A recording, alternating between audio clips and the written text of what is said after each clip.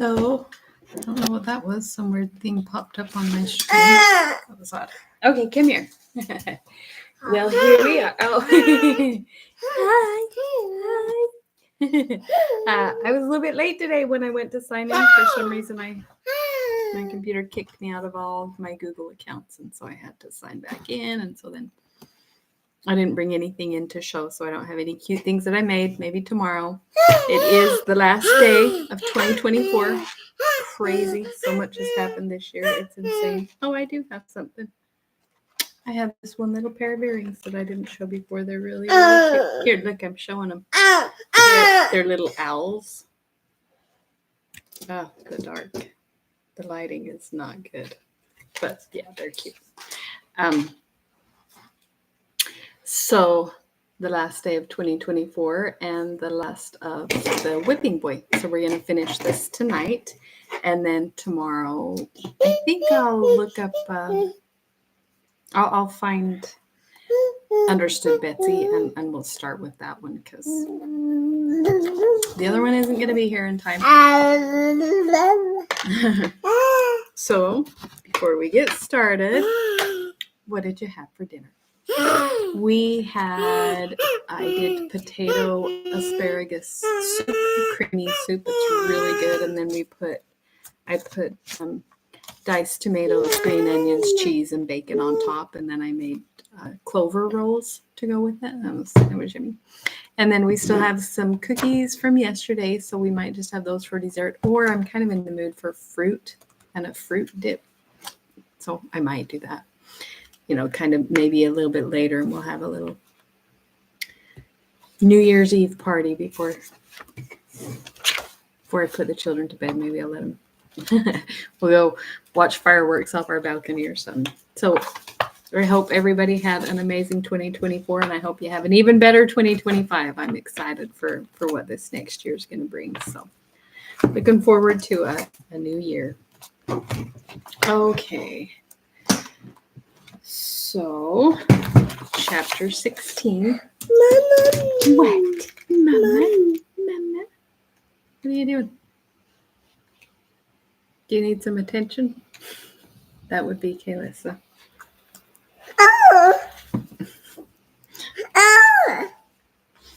Okay. You're so silly. You're showing off that pretty necklace. I love you. Who's that? Is that Kaden? Oh my goodness, Kay, that's just weird. If you want to be in the video, come over here. No, no, that's disturbing. Nobody wants to see that. Come here. You have to go out if you don't be nice. So if you want to be in here, you have to come around. Okay, chapter 16, wherein the prince neither balls nor bellies.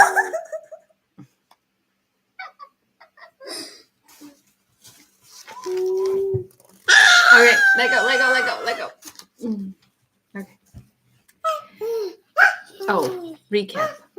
So the chapters we read yesterday, they escaped, no thanks to the prince, and they ran into a girl who has a dancing bear who was looking for her bear, and then they helped a guy get out of the mud, so he's giving him a ride into the city. So they're riding in the back of this wagon full of potatoes. You're so helpful. And they get stopped by Hold Your Nose Billy and Cutwater. So now they're scared. What? Hi. Oh, thanks for the hugs. Oh, you're so nice. Okay. Jemmy felt a surge of the creeps. Cherries. Yeah, I showed those ones yesterday. Run for it. Hi. He's so distracted. Oh, I love you.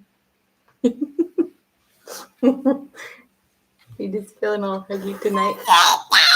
Yeah, you're so huggy. Such a huggy little guy.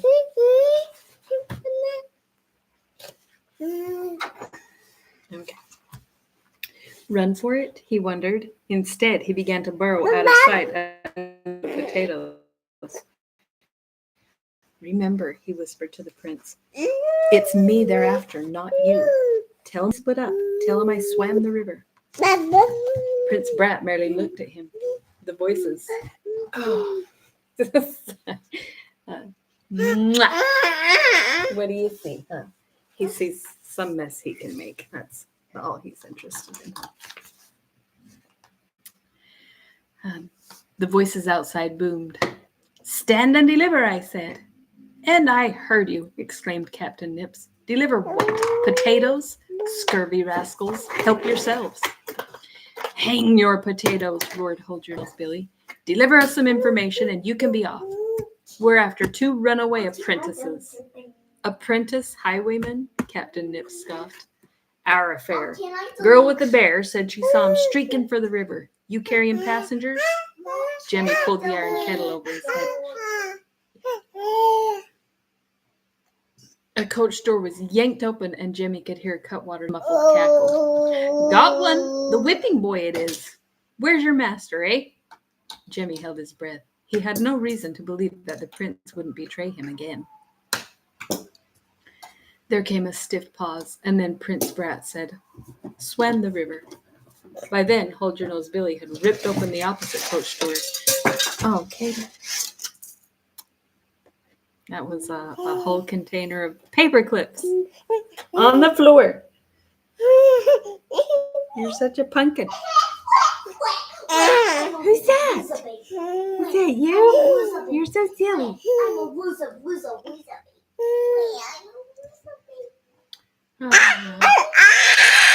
Even through the kettle, Jemmy imagined he could smell garlic. Swim the river. He'd need scales and fins. You're so noisy. You're so loud. You make it too loud. Aw, so sweet. We love you too, Tess. Hardly a moment later, the kettle was grabbed off and Jemmy's head stood exposed. Here's the potato we're after, Hold Your Nose Billy roared gleefully. Jemmy and the prince were yanked out of the coach and the big outlaw shouted to Captain Nips, throw me down your horsewhip and drive on. Hanging on to each boy by the scruff of the neck, the highwaymen scrambled out of sight below the embankment. Hold Your Nose Billy looked angry enough to throttle Jemmy on the spot. Tricked me, did you? He bellowed. Flummoxed me with your fancy quill scratching.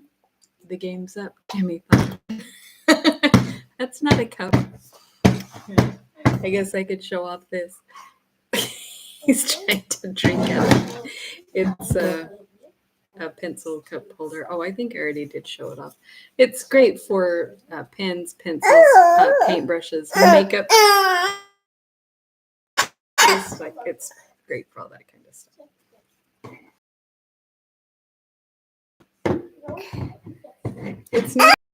It's not a cup. There's nothing in it. You emptied it. It was full of pens and pencils and paintbrushes. The game's up, Jemmy thought. He's tumbled that the ransom note ain't worth scat, but trying to look as innocent as possible, he replied, Sir? A gold sack or 2 would have satisfied me in Cutwater, snarled the hairy outlaw. Greedy ain't our middle name, but you, raising the ante to a great cartload, reckoned to slow us down, didn't you? It'd be easier to drag around a dead horse. If we ain't light-footed, we're coming. That was your scheme. What a pair of fools, Jemmy thought. That hadn't been his scheme at all. You've got it all wrong, he declared. I swear it. Aye, enough plunder to burden us directly to the gallows, eh? Hold Your Nose Billy continued.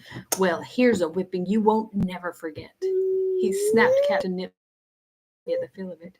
Here's the whipping boy, Cutwater. Worse for us if we thrash the prince himself. Hold Your Nose Billy nodded sharply.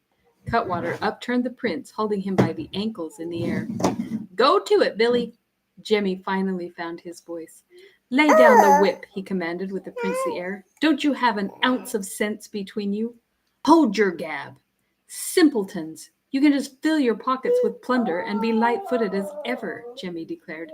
Nobody flummoxes Hold Your Nose Billy and gets away with it. The whip snapped across the prince's back. Jemmy held his breath. He knew what it felt like. He saw that Prince Brat had set his jaws. just as Jimmy had always done, and not a harder, Cutwater advised. You didn't raise a peep at him. The big man let fly again. He must have a hide like an elephant, said Cutwater. He don't feel a thing. He'll feel this, Hold Your Nose Billy thundered, and the leather whistled through the air. The prince's jacket was being shredded. He's such a helper. Ball out, Jemmy shouted. He dreamed of seeing the prince whipped, but now that it was happening, he had no satisfaction in it. Holler and cry out, anyone. But Prince Brat only girded himself for the next blow. Here's a picture.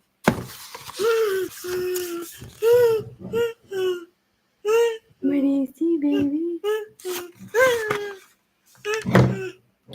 From the top of the embankment came an outraged voice. Betsy and her dancing bear stood there. He's such a handful. Ruffian, she cried out. What are you doing to that poor boy? No business of yours, snarled Cutwater. Stop it! But Hold Your Nose Billy raised the whip again.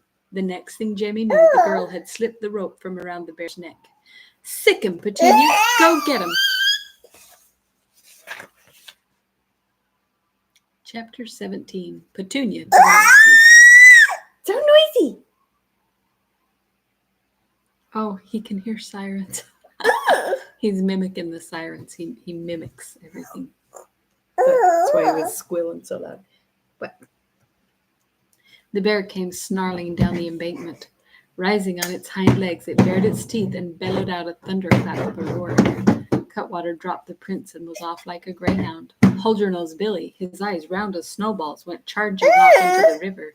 He raised a great splash, and if he didn't know how to swim, he learned instantly. Jemmy had reared back, but now Betsy gave a whistle, and the bear stopped in its tracks. Good boy, Petunia. That'll do, darling. She slipped the rope back around the bear's neck. Then she bent over the prince. The low-down bullies, laying stripes on a boy's back. Oh. You're such a helper.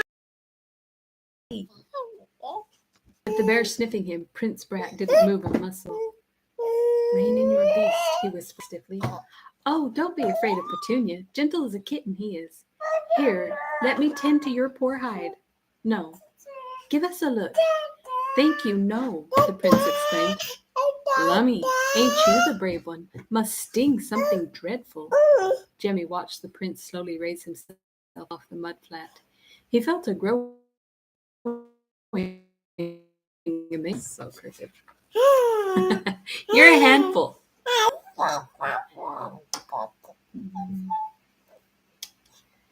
It didn't seem possible, but God, there was a cast iron streak of pluck in him. The prince moved his arms and shoulders. He winced, but then began to brush himself off. Steady on your legs? Jemmy asked. Steady. You should have yelled and bellowed. That's what they wanted to hear. And humble myself, muttered the prince. You never did. Jemmy gazed at him for a thoughtful moment. Then he indicated the two highwaymen. Cutwater had vanished, and Hold Your Nose Billy was trying to keep from drowning. Let's be on our way. They're sure to be back after us. Not if you travel with me, said Betsy. Me and Petunia. Jemmy found the horsewhip where Hold Your Nose Billy had dropped it. Betsy and the bear had already started up the embankment, and the boys followed. Locks, whispered Jemmy. Ain't we a puckered sight, the both of us, torn up and scruffy? At least no one will take you for a prince. Not far off lay the coach on its side. Hanged if I caught sight of that steep rise off to the side of the road, explained Captain Nips. Tipped us over, as you see.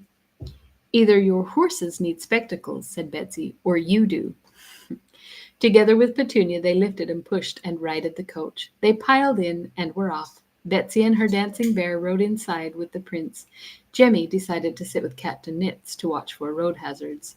They reached the city without further incident, except for being stopped by soldiers. The king's men were clearly looking for the vanished prince, but when a bear poked its head out of the door window, the soldiers stepped back and quickly waved the coach on.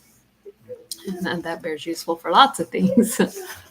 Chapter 18 of Assorted Events in which the plot thickens thicker. As soon as the wheels rattled on cobbled streets, Jemmy felt an immense sense of relief.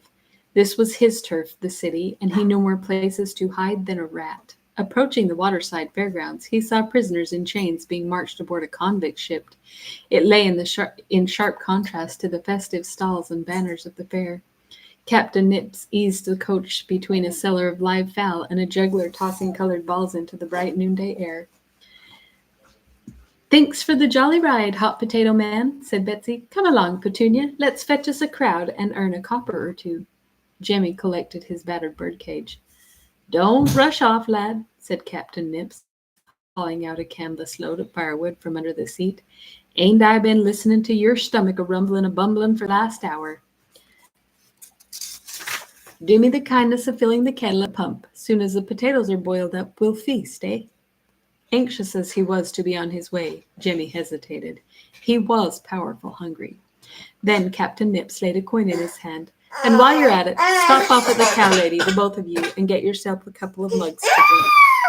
Just a second. Who's that? I love you. He loves to see himself in the screen.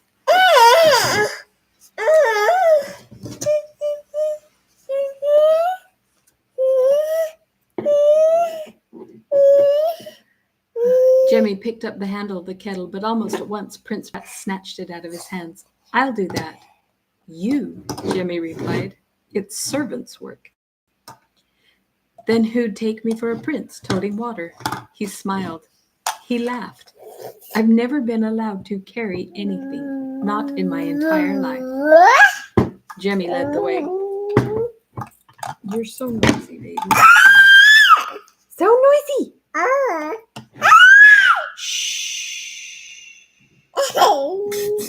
You think it's funny? He'd never regarded fetching and carrying as a privilege. Princes and such like were You're so noisy.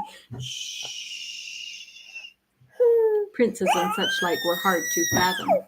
But the sound of merriment lingered in his head. He'd never before heard Prince Brat laugh. They dodged acrobats and a stilt walker. Shh! And a harp player. Oh my goodness.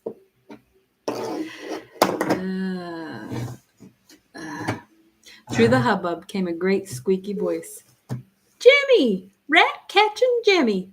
Turning, Jemmy spied a tall boy wearing a checked cap. It was Smudge tending a sawdust pit, squared off by a board fence, a dog and rat pit. Beside him stood a stack of rat-filled cages and a black terrier leashed to a post. "By gigs, it is you, Jemmy," said Smudge. "Reckon you call the king by his first name these days." "Hello, Smudge. You gave up mudlarking?" "I've come up in the world, ain't I? Same as you, Jemmy. How do you like me dog? Best rat fighter you ever saw." With a practiced eye, Jemmy surveyed the cages. "But those rats look tame enough to eat off your hand." "Best I could afford. Catch me some castle rats and I'll make a special feature. The king's own rats." "Not my line of work in the castle, Smudge." "It's not true you're whipping boy, is it?" Jemmy felt a flush of embarrassment and dodged the question. "I've learned to read and write." "Nah, the bottom truth. I've read many a book from beginning to end." "What's in 'em?" "All nature of things. I can do sums, too." Smudge was impressed. "Ain't that a wonder? I never heard of a rat catcher could read and write. And do sums. It don't fit. Don't forget your old friends when you grow up and be Duke or something." "I aim to go back to the sewers," replied Jemmy stiffly. "I'll catch you some rats first chance." But even as he said it, Jemmy felt a bleak discomfort. He would miss the shelves of books he'd left behind in the castle. In the sewers, he hadn't been aware of his own ignorance. He saw no chance now but to return, but he realized that he'd lost his taste for ignorance. Smudge was saying, "Who's the cove?" "What?" "Your pal." "This is..." Jemmy caught himself. He began to stammer.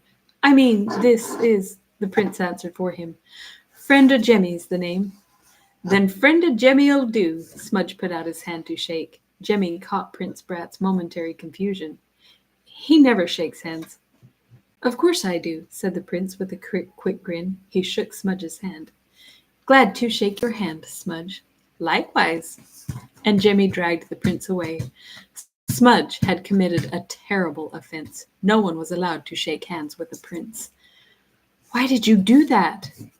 Because I've never shaken hands before. He could be hung for less. The prince was staring at his hand. It felt friendly, trusting. I may introduce the practice at court when I become king. Jemmy's ears pricked up. King, is it? He thought. Bye. So it was just bluster that you might never go back to the castle? Gah, I hope you don't want to learn to catch rats first. Moments later, they came to a stout old woman with hands as gnarled as tree roots. Beside her, munching grass, stood a cow with a brass ring in its nose. New milk, the cow lady called out. New milk, fresh from the cow, best in the land, new milk. Jemmy handed over the coin. The milk lady fished 2 mugs out of a tub of water, sat on a stool, and began to milk the cow directly into the mugs. Her aim was as skilled as an archer's. That'd be interesting. Straight out of the cow. Have you heard the earful? She asked. Our prince has been abducted. Imagine. Imagine, the prince replied coolly. She was looking directly at him. Our darling poor king, she went on, weeping his royal eyes out, no doubt, though why he'd spring a tear for the little toad, I don't know. A mighty terror, they say, is Prince Brat. Piteous the day he becomes king, eh? She handed over the pair of mugs. Jemmy drank the warm milk down in unbroken gulps, but then he noticed the prince standing motionless, a vague, unseeing look in his eyes. For certain, he knew everyone called him Prince Brat behind his back. Didn't he? Drink up, lad, said the cow lady. My stars, I've never seen such rags on a boy. They look like cast-offs from the old clothes man. She gave out a joking laugh. Drink up before you scare off business. The prince drained the mug and shuffled away. As they filled the potato kettle at the pump, he looked at Jemmy. Treasonous old woman. I could have her tongue ripped out for lying. But there was no sting in his voice. Taking a whipping was bad enough, but to learn that his subjects dreaded the day he'd grow up and become king had deeply shaken him. She meant no harm, Jemmy murmured, keeping his eyes alert for soldiers. Is that what they call me? Prince Brat? Jemmy nodded. Does everyone hate me? More likely. What about you? Jemmy hesitated for a moment. I did. But maybe I don't. Jemmy couldn't sort out his feelings. The pot's full. Let's go. It took the 2 of them to carry the iron kettle, now full of water. They passed a magician with a bald head, a street fiddler, and an umbrella seller. His wares opened around his feet like black silken mushrooms. Suddenly there loomed up a soldier on horseback, his eyes on the search. There was nothing to do but brazen it out. Jemmy took a tight grip on the handle, but was ready to fly if he had to. The soldier passed by with only the merest glance. What was he looking for? A prince in fine velvets and a crown cocked on his head? Was it clothes that made a prince, Jemmy wondered, just as rags made a street boy? He had a notion that the prince felt secretly disappointed not to be recognized by any of his subjects. Wasn't he getting his head stuffed with surprises? Before long, potatoes were boiling in the pot. Not far off, Betsy had drawn a crowd with Petunia, now balancing a gentleman's hat on his nose, and then the bear began passing the hat for tips. Jemmy no longer felt the slightest concern about the soldiers. He had no doubt that Hold-Your-Nose Billy would trace him and the prince to the fair. Hadn't they fallen into the company of a girl with a trained bear? Where else could she be going? Finally, Captain Nips began spearing boiled potatoes, and Betsy returned with Petunia. We could eat a bushel, she exclaimed, jingling a handful of coins. Courtesy to fellow artistes, said Captain Nips, refusing the money. He split open a pair of plump potatoes. Salt and pepper? Pepper for me, salt for Petunia. Captain Nips reached into one pocket for a pinch of salt and into the other for pepper. Keep your salt in your pocket. Salt for me, said Jemmy. And you? Captain Nips asked the prince. The heir to the throne balked for a moment, and Jemmy knew why. He'd certainly never eaten a potato before. In the castle, roots were regarded as peasant food. I don't know, the prince stammered. When in doubt, salt, chuckled Captain Nips, and then he began calling out to the passing crowd. Hot, hot, hot potatoes, Captain Nips, hot, hot, hot potatoes. Jemmy gorged himself, anxious to be off and not certain when he would eat again. The prince nibbled at first with his fingers. Oh, you want to come up?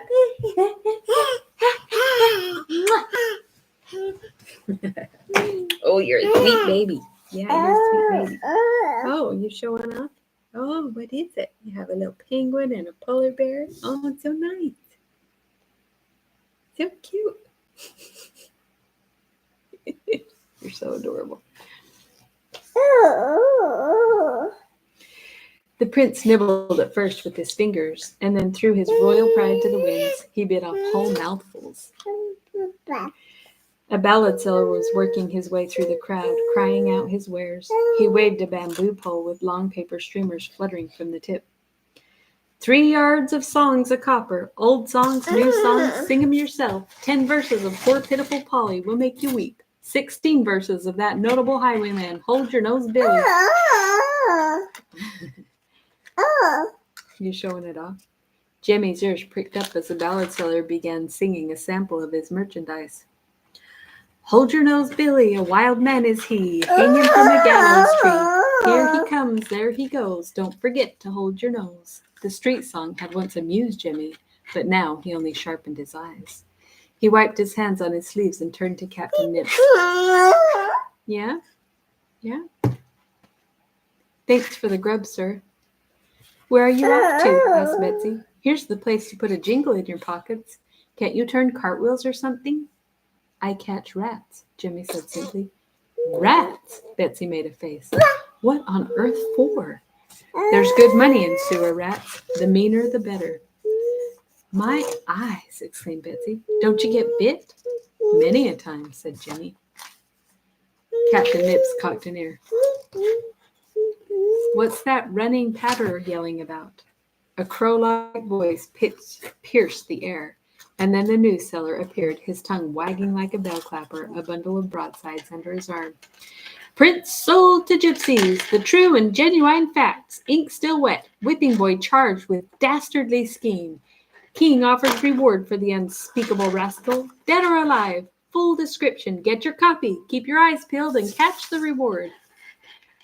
The running patterer was selling his broadsides almost as fast as he could yell. The facts were cockeyed, but Jemmy grabbed his Jemmy grabbed his bird cage, backed off, and was gone. Chapter 19. Being a full account of the happenings in the dark sewers.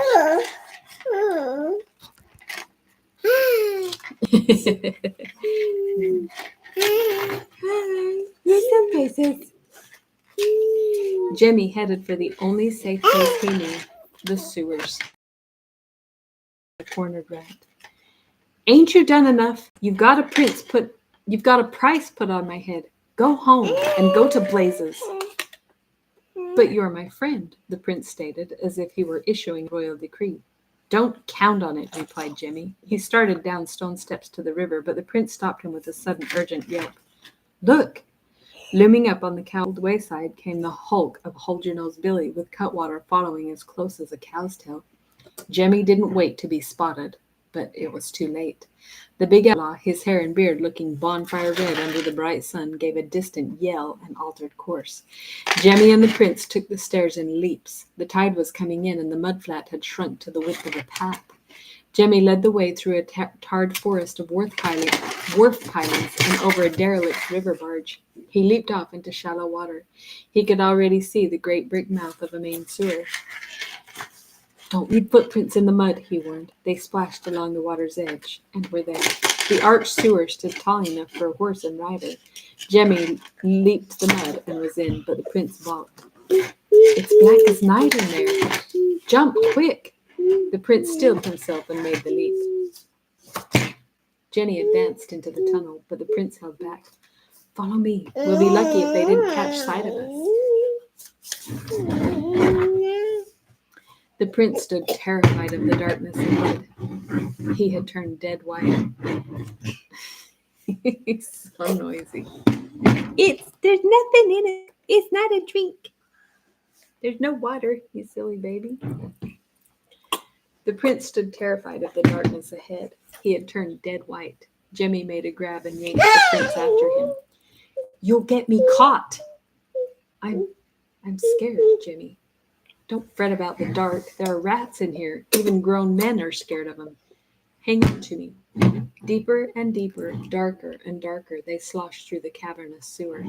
The gutters of the city overhead had dried, but old rain seeped and dripped from the glazed brick walls. Soon the mouth had receded to little more than a pinhole of light, and Jemmy stopped to catch his breath. Blacker'n a stack of black cats in here, ain't it? We should come to another passage before long. They'll never find us. Ease off my arm, you'll break it. Jemmy. Hardly above a whisper, the prince's voice was stiff with fear. Jemmy? Not Jemmy from the streets? Not the boy? The wonder of it, Jemmy thought.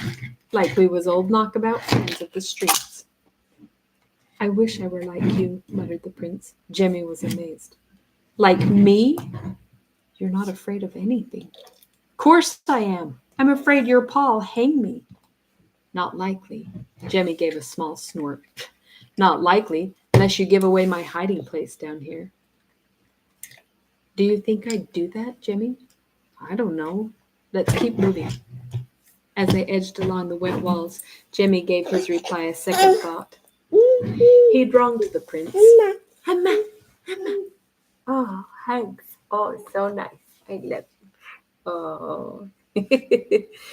Oh my goodness, I love those hugs. Oh, I love you so much. You're feeling babies. You're feeling extra lovey. Yeah. Oh, I like you.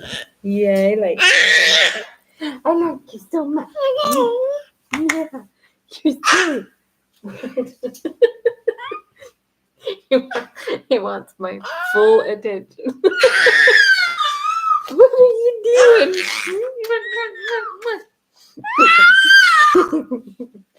Oh, you're silly, baby. I love you. You're crazy. Oh, bonk. Did you bonk your nose? I'm sorry. Okay.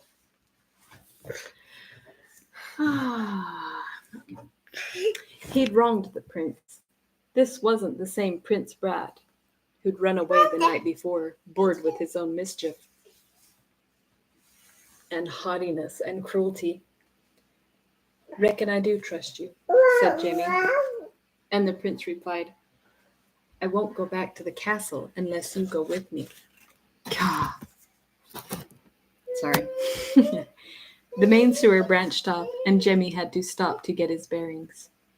Careful, he thought. That passage to the left leads to the brewery. You could get eaten alive. Keep to the right branch. In the hollowness of the sewer there came a soft scurrying of feet, and then a distinct squeaking sound. The prince's fingers locked on Jemmy's arm like a manacle. Nothing but a rat, Jemmy said. 2 of them. But nothing to worry about yet. I love you. Dark ain't so bad if you know what's in it, like off to the left. So hang on to me. The prince's voice was almost inaudible. What's to the left? A brewery overhead. They empty their used-up grain down the sewer, and the rats feed and breed by the hundreds, grow big as street cats, and short-tempered. They'll swarm all over you and hang on by their teeth. Still clinging to the birdcage, Jimmy continued, feeling his way along. He wondered how he'd ever found home in these dank, smelly sewers. Then a sudden flicker of light from a side passage stopped him. He peered down the tunnel and saw a figure with a candle fixed to the stiff bill of his cap. A rat catcher. He could see a cage full of squealing rats. He entered the passage and the man looked up. Who goes there? Didn't mean to give you a scare, Jimmy whispered. This is no place for boys. The man's full voice boomed and echoed through the sewers, and Jemmy took a quick look behind. "Hold it down, sir," he said softly, and then he thought he recognized the rat catcher. "Ain't you old Johnny Tosher?" With the candle glowing from his hat veil, the man bent forward. "I declare, is that you, Jemmy?" "Shh, you're so noisy." "It is. Ain't you grown since you left the sewers?" "I'd be obliged if you'd snuff out your candles, sir. There's bloodthirsty ruffians after us." "Speak up," said the old man, cupping a hand to his ear. "Is it true you got taken up by the king himself? That's the gossip." He's so noisy. "What are you doing back in the sewers?" "Shh. Running for our lives. Eh? Your candle will give us away." "What's that?" "Shh. You're too noisy.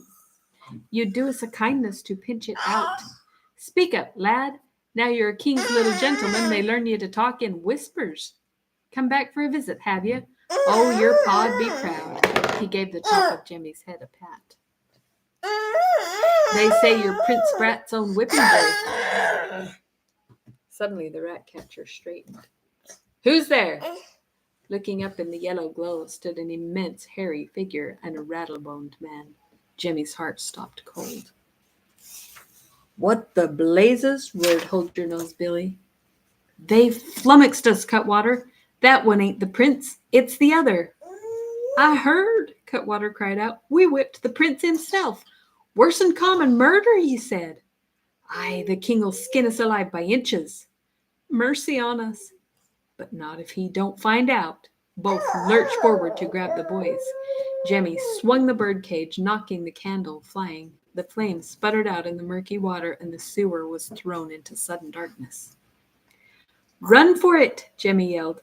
"I got one," cackled Cutwater. "That's me you got," bellowed the rat catcher. "Scurvy riffraff, who are you?" Jemmy flattened himself against the wall and found the prince already there. He heard a splash and a curse as Hold-Your-Nose Billy must have tumbled over Cutwater and the rat catcher. In an urgent whisper, the prince asked, "Which way?"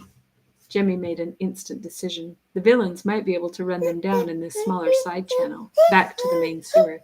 He gave the prince's sleeve a quick tug, and the prince reached out for Jemmy's hand. Off they went, linked together. Aw, aw. While the outlaws untangled themselves. "Which way did they go?" cried out Cutwater. "Listen for 'em." Jemmy froze. He didn't breathe. He waited. And he became suddenly aware of the prince's hand clasped in his own. His first impulse was to withdraw his fingers, but the prince was hanging on for dear life.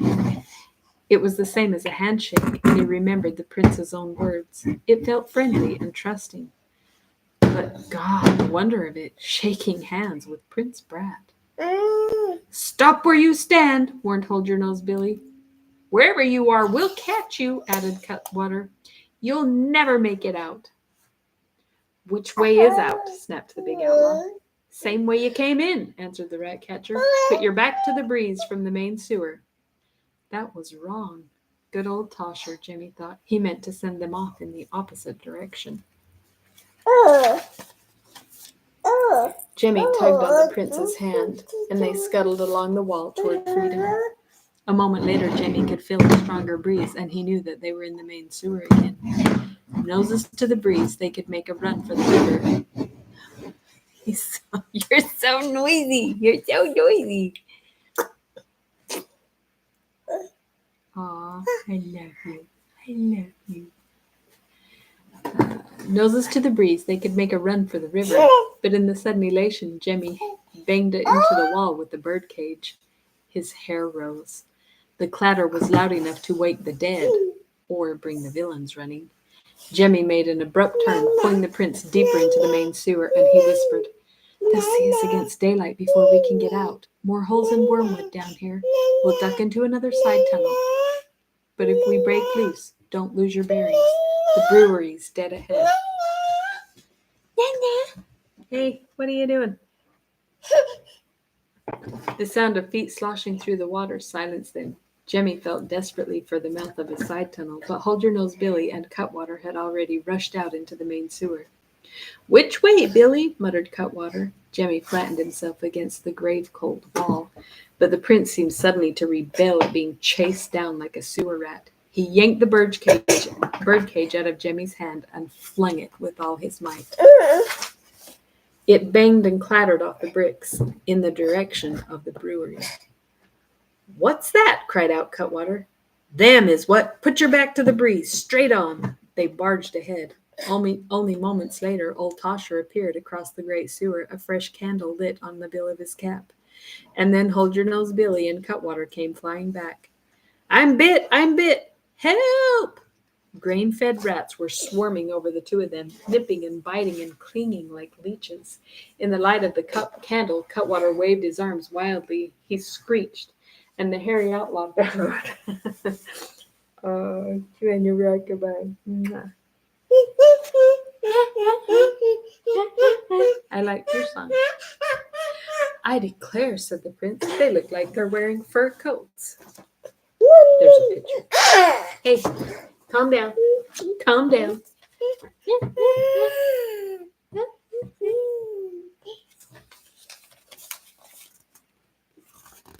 Fur coats made of rats.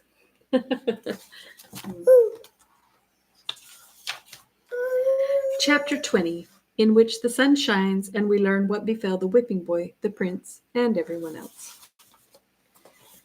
Oh, this one's extra long. Sorry. Some of those, all the chapters were short, except a couple of these last ones were really long. I should have done it in two, but oh well. We're on the last one. Standing in the clear sunshine, the prince breathed in the sweet, fresh air. Then he looked Jemmy squarely in the eyes. "We're going back to the castle." "Not me. Your pa's put a price on this head of mine. No, thank you, prince, and I don't fancy doing a jig from the end of a rope." "Where will you hide for the rest of your life? In the sewers?" "I'd have them searched end to end." God, what a fool he'd been to let the prince in on his best hiding place. Jemmy was on the verge of running, but where to? How far would he get? "You said you trusted me," declared the prince, "but I can see you didn't mean it." "I meant it, up to a point." "Then follow me." It was a command.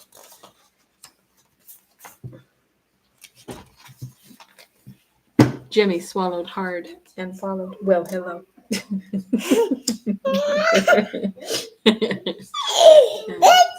They weren't at the castle gates yet. He'd think of something. The prince led him back onto the fairgrounds and searched out Betsy and the hot potato man. "You've served your prince nobly," he announced. Ugh. "What are you talking about, lad?" replied Captain Nips. "Hot, hot, hot potatoes.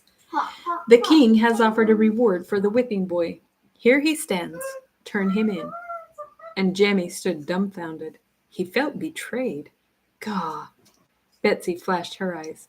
"Turn Jemmy in? I'll do no such thing." "I command it."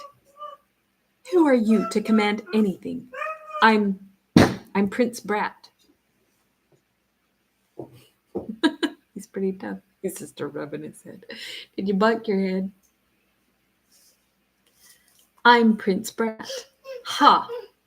Run for it," Jemmy thought. Deeply wounded, he gave the prince a last blazing look. The prince returned a quick, playful wink. It befuddled Jemmy for an instant, and then, in a flash, Jemmy saw that for the first time the prince was up to a kindly piece of mischief. "Head to toe, he's Prince Brat," said Jemmy. "Better do what he says, or he'll have you boiled in oil." Jemmy had to wait with Betsy, Petunia, and Captain Nips while the prince was alone with the king. Finally, a pair of golden doors were opened and the group was ushered into the throne room. The king sat with his legs crossed and the merest flicker of a smile on his lips. Betsy bowed low and Captain Nips did the best he could. "The reward is yours," the king announced, and then he turned to the prince. "What about the bear? Came to your rescue, did he? Couldn't we give him the title of official dancing bear to your royal majesty, Papa? He'd draw crowds wherever he went." Done. Betsy and Captain Nips were dismissed. Jemmy now stood alone. It seemed hours while the king gazed at him. He began to feel a noose tightening around his neck. People are already setting off fireworks. It's almost New Year's. It's almost New Year's.